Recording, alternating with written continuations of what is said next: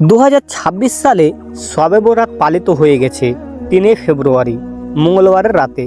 ইসলামী পরিভাষায় এটি শাবান মাসের মধ্যরাত্রি, যা মুসলিম সমাজে অত্যন্ত তাৎপর্যপূর্ণ একটি রাত হিসাবে পরিচিত।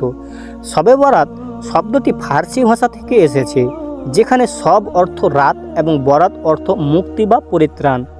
আরবি ভাষায় এই রাতকে বলা লাইলাতুল বরাত। হাদিসে এই রাতকে শাবান মাসের মধ্যরাত হিসাবে উল্লেখ করা হয়েছে। বহু দেশে এটি শবে বরাত নামে পরিচিত এবং মুসলমানরা এই রাতকে ইবাদত বন্দেগীর মাধ্যমে অতিবাহিত করার চেষ্টা করেন।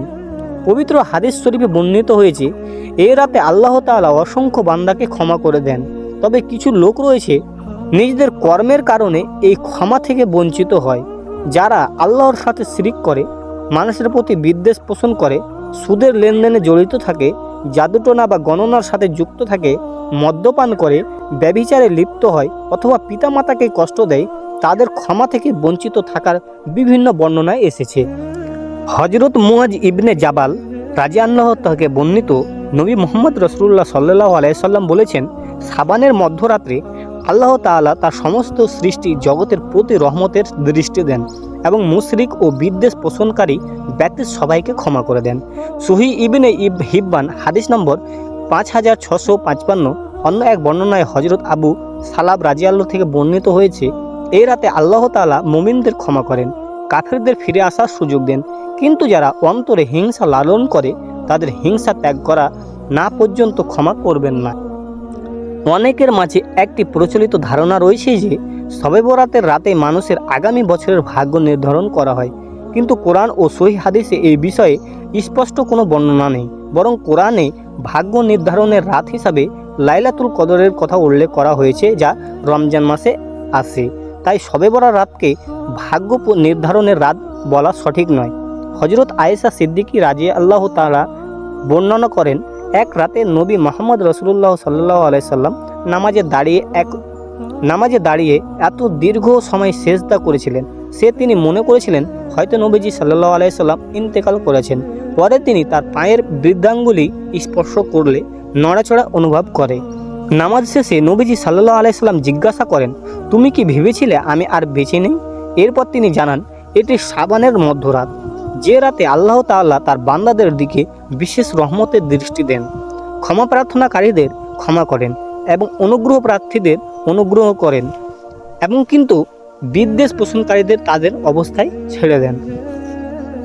আরও একটি হাদিসে এসেছে, নবী মুহাম্মদ রাসূলুল্লাহ সাল্লাল্লাহু আলাইহি সাল্লাম নির্দেশ দিয়েছেন, যখন শাবানের মধ্যরাত আসবে তখন রাতে নফল ইবাদতে দাঁড়াতে এবং দিনে নফল রোজা রাখতে।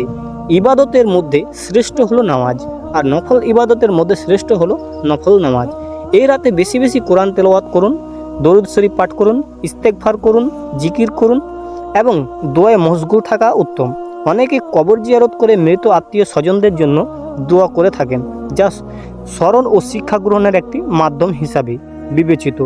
শবে বরাত উপলক্ষে দান খয়রাত করা, দরিদ্রের সাহায্য এবং মানুষকে আহার করানো সওয়াবের কাজ হলেও শুধুমাত্র হালুয়া রুটি বা খাদ্য আয়োজনে ব্যস্ত হয়ে ইবাদত থেকে দূরে সরে যাওয়া বুদ্ধিমানের কাজ নয়। এই রাতের মূল উদ্দেশ্য হলো আত্মশুদ্ধি, তওবা এবং আল্লাহর নিকট ক্ষমা প্রার্থনা। এই রাতে যা করা উত্তম: নফল রোজা ও নফল নামাজ আদায় করা, কেরাত ও রুকু সেজদা দীর্ঘ করা, কোরআন তেলাওয়াত করা, বেশি বেশি দুরূদ শরীফ পাঠ করা, ইস্তেগফার করা, তাসবিহ তহলিল করা এবং জিকির করা। নিজের পিতামাতা ও আত্মীয় স্বজন, বন্ধুবান্ধব এবং সমগ্র মুসলিম উম্মাহর জন্য ক্ষমা ও কল্যাণ কামনা করা। অনেক সময় সূরা দুখানের 2য় ও 4র্থ আয়াতের ভুল ব্যাখ্যার কারণে শবে বরাতকে ভাগ্য রজনী বলা হয়, অথচ অধিকাংশ মুফাসসিরদের মতে উক্ত আয়াতে রমজান মাসের লাইলাতুল কদরকে বোঝানো হয়েছে, যেখানে গুরুত্বপূর্ণ বিষয় নির্ধারিত হয়। অতএব শবে বরাত প্রকৃতপক্ষে ভাগ্য নির্ধারণের রাত নয়, বরং এটি আল্লাহর বিশেষ রহমত, ক্ষমা ও অনুগ্রহ লাভের রাত।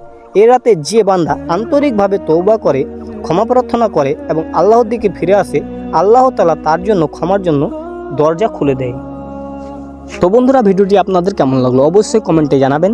ভিডিওটি ভালো লাগলে অবশ্যই লাইক করবেন, শেয়ার করবেন, চ্যানেলটিকে সাবস্ক্রাইব করে আমার পাশে থাকবেন।